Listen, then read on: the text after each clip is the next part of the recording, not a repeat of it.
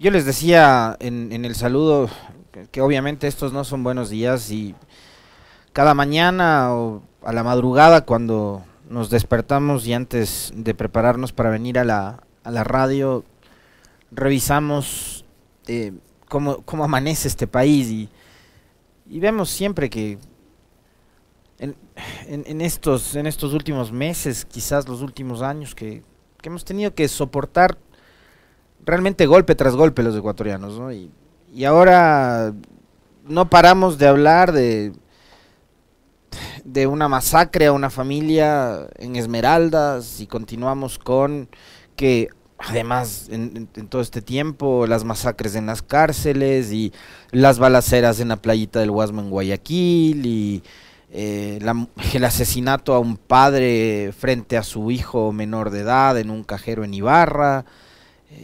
Tenemos que estar hablando de esto, ¿no? De que se contrata a un sicario, a un par de sicarios, imagínense a dos sicarios, para asesinar a una bebé de 8 meses.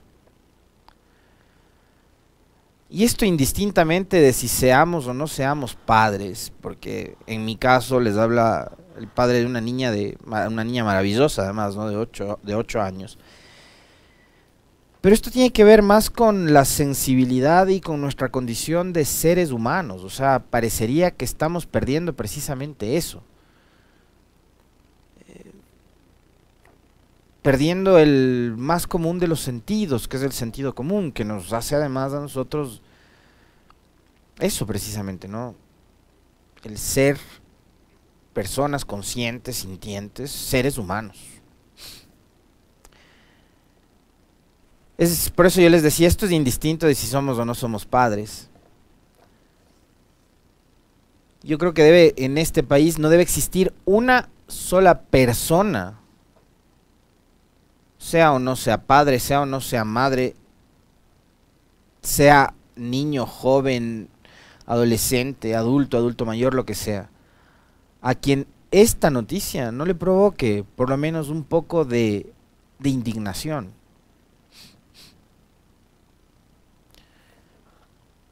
El solo hecho de haber contratado sicarios para asesinar a una bebé de 8 años, para con eso evitar el pago de una pensión alimenticia, ya es malo, ya es horrible, ya es espantoso. Ahora, que quien contrate a los sicarios para cegar la vida de su bebé de 8 años sea un policía en servicio activo, esto lo hace peor.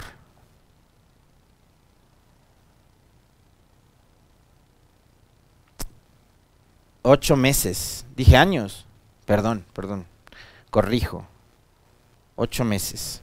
Es de 8 meses. La bebé es de 8 meses. Yo me equivoqué ahí. Estaba confundido con la edad de mi hija, que esta sí tiene 8 años, la Emiliana.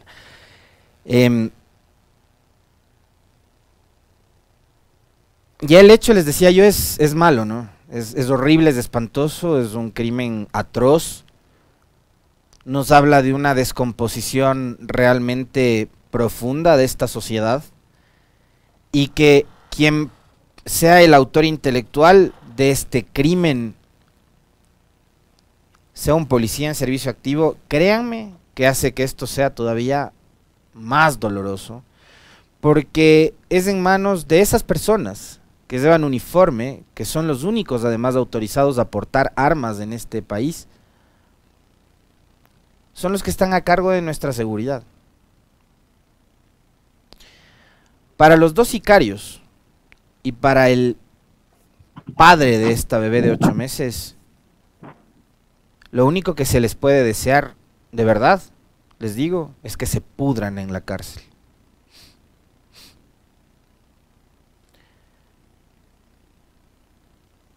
Yo les hablaba de descomposición y a partir de lo que también vivimos en estas últimas semanas, en donde vimos a un sujeto como Don NASA, ¿no? Un captador ilegal de dinero que habría logrado recaudar 10 millones de dólares, pasearse por el Ministerio de Defensa.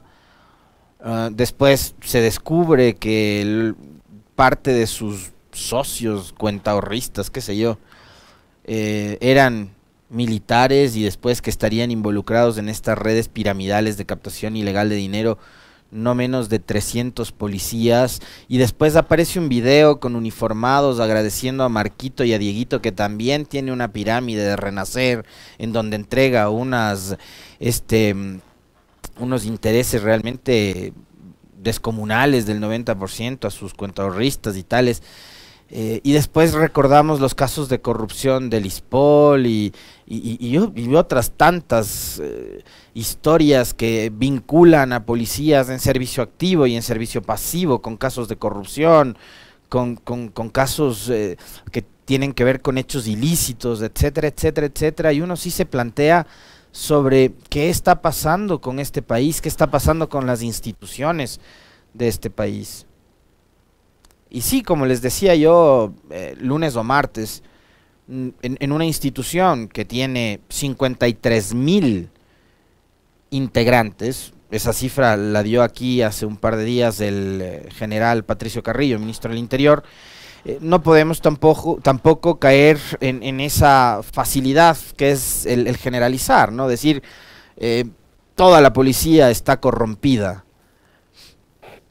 Seguramente no es así, porque son 53,000 almas y cada una de esas personas debe responder por sus actos, y seguramente sí, entre los 53,000 debe haber, y seguramente serán, creo yo, espero así sea, la gran mayoría policías honestos, decentes, trabajadores, comprometidos, leales con su país, con su institución. Pero también están estos, pues, estos que se dedican a la usura, estos que se dedican a la corrupción en sus propias instituciones, como es el Instituto de Seguridad Social de la Policía Nacional, el ISPOL, y ahora tenemos además que soportar este tema, ¿no? El que un policía en servicio activo sea nada más y nada menos que el autor intelectual del asesinato, contratando además sicarios de su propia hija de apenas 8 meses. O sea, pensemos en la inocencia de ese ser. Un ser absolutamente indefenso. Un ser que además, y aunque pueda resultar una frase cliché, esta que les voy a decir, pero es lo primero probablemente que debe haber pensado usted, o que pensé yo al momento de ver esto. Estos seres no piden venir al mundo. Y no hay justificación para el policía. Por eso les decía yo que los sicarios, estos criminales, tipos insensibles e insensatos además, que cobran para cegar la vida de una bebé de 8 meses, y el padre, este policía en servicio activo, que resulta siendo un psicópata, porque yo es que no encuentro otra definición para llamarle a este tipejo que la de psicópata, que decide quitarle la vida a su hija de 8 meses. Lo que se merecen es simple y sencillamente podrirse en la cárcel. Y que caiga absolutamente todo el peso de la ley sobre este trío de criminales. Pero más allá de esto, que ojalá la justicia se encargue de sancionar con el máximo rigor de la ley en contra de estos tres. Y en serio, sentémonos por un rato, unos minutos como ecuatorianos, desde las actividades cotidianas que desarrollamos ustedes, nosotros, y pensemos y reflexionemos un poquito sobre qué está pasando con este país, hacia dónde estamos yendo,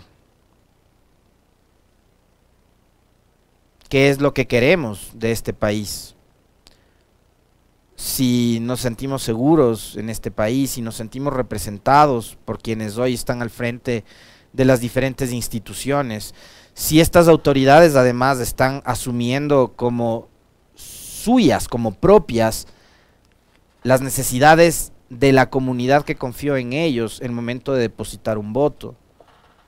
O como en el caso de la policía, que la mayoría de ciudadanos, por no decir todos, lo que estamos esperando de ellos es que nos garanticen y nos brinden absoluta seguridad,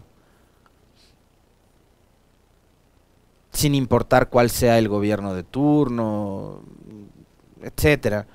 Lo que esperaríamos de una institución como la policía es que trabajen eh, para eso, ¿no? Para brindarnos seguridad absolutamente a todos los ciudadanos. Y ahí hacer un llamado de atención, respetuoso, pero también enérgico, a toda la clase política y a estas autoridades, al gobierno, a la asamblea, a la función judicial, a quienes están al mando de la policía en este espacio. Repito, hace pocos días que estuvo aquí el ministro del Interior, el general Carrillo, habló de que todos estos casos que han ido surgiendo y en donde se ha visto que hay participación de personal activo de la policía, les ha hecho a ellos replantearse la posibilidad de ir a procesos de depuración. Van a tener que ser mucho más rigurosos al momento de hacer las pruebas psicológicas para saber cuál es el estado mental, anímico, de quienes pretenden formar parte de las filas de la Policía Nacional. Tienen que ser mucho más rigurosos, mucho más serios, mucho más exigentes a la hora de incorporar en sus filas a nuevos miembros, ¿no? Y a los que están ya desde hace rato. Creo que debería ser una práctica cotidiana el aplicarles este tipo de pruebas para saber cómo están de su cabecita, ¿no? Porque este tipo sin duda está muy mal. Porque tienen que entender además cuál es el rol que ellos desempeñan dentro de la sociedad. Hoy a las 10 de la mañana, el ministro de Gobierno, el doctor Francisco Jiménez, ha convocado a una reunión a los jefes de las bancadas legislativas. Yo por eso les decía que en este momento lo que cabe es hacerles un llamado a las autoridades, gobierno, función legislativa, función judicial, instituciones como la policía y demás, para que empiecen a superar las diferencias que existen, y para que dejen por un segundo a un lado sus disputas políticas, que si lo que quieren es captar la presidencia de la Asamblea, que si lo que quieren es aferrarse a la presidencia de la Asamblea, que si les interesa designar al nuevo contralor, al nuevo defensor, a la nueva fiscal, etcétera, que si quieren enjuiciar a tales o cuales autoridades.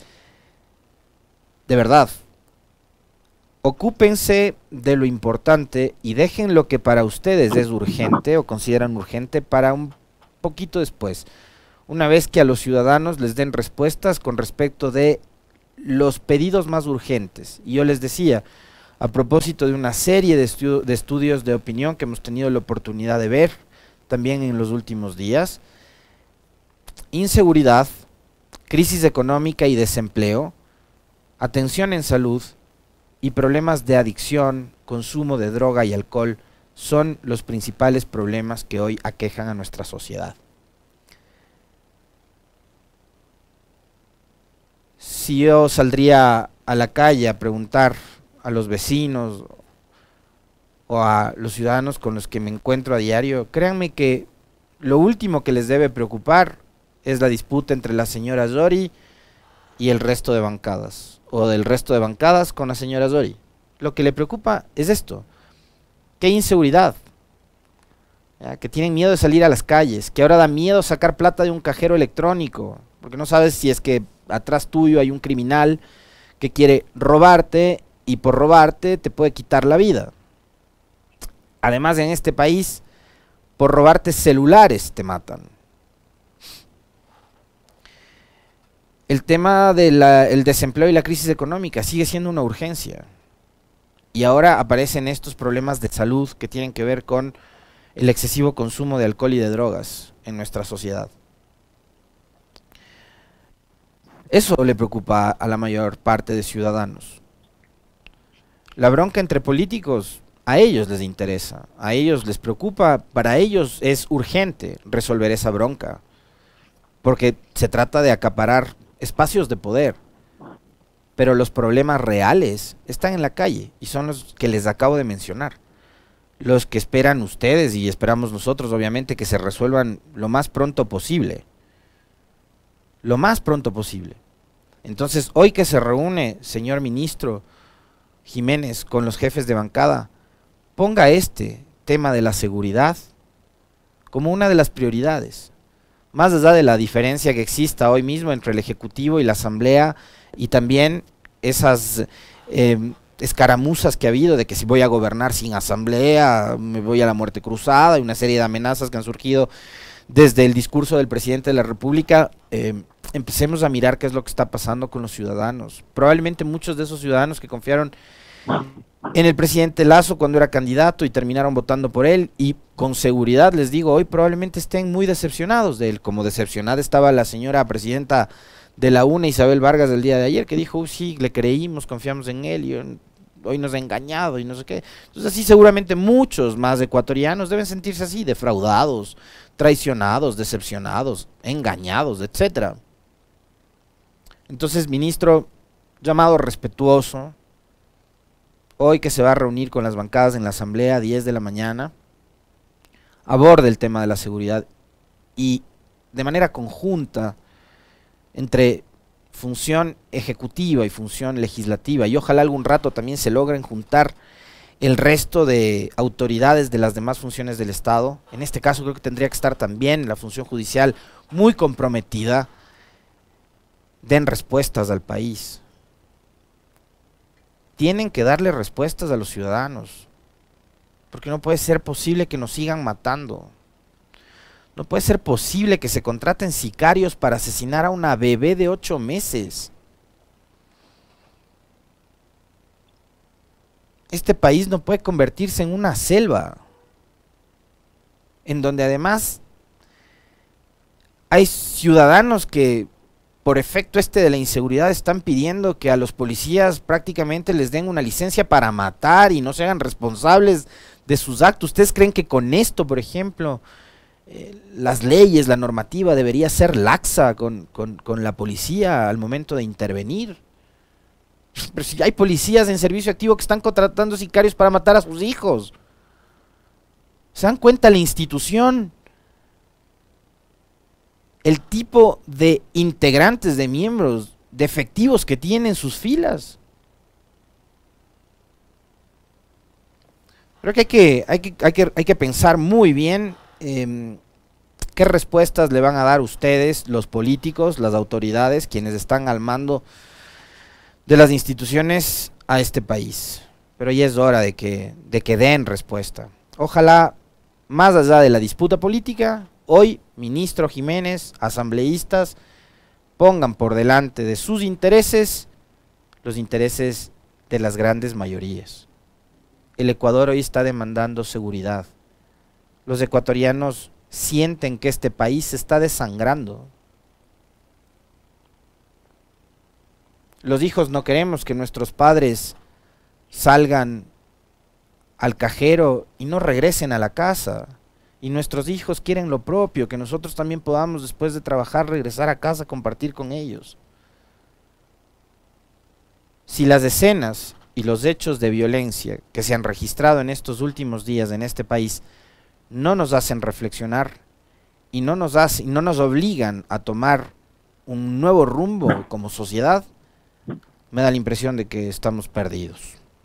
7:27. Quiero abordar un tema que tiene que ver con lo local, porque ayer hubo una intervención en la que el alcalde de Quito, Santiago Guarderas, hizo un ofrecimiento de que a finales de este año, en diciembre aparentemente, entraría ya en operación el metro de Quito. ¿Tenemos esa intervención?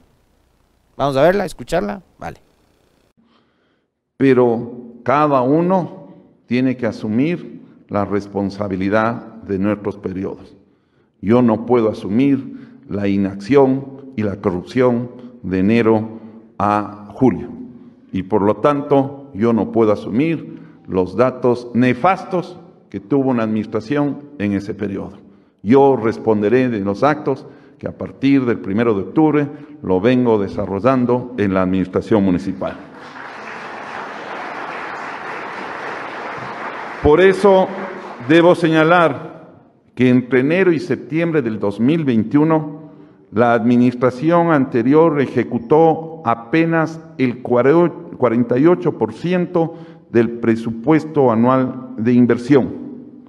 Se perdieron 9 meses del año que pudieron servir para construir las obras que el pueblo de Quito tanto se requiere. Existieron dependencias que tuvieron 0% de ejecución. Hay varias cosas interesantes en este video. Lo más interesante para mí es que hay gente que le aplaude. Hay gente que le aplaude a Guarderas. A ver, hay algo adicional que mientras venía de camino a la radio le escuchaba en la nota que daba lectura al profe.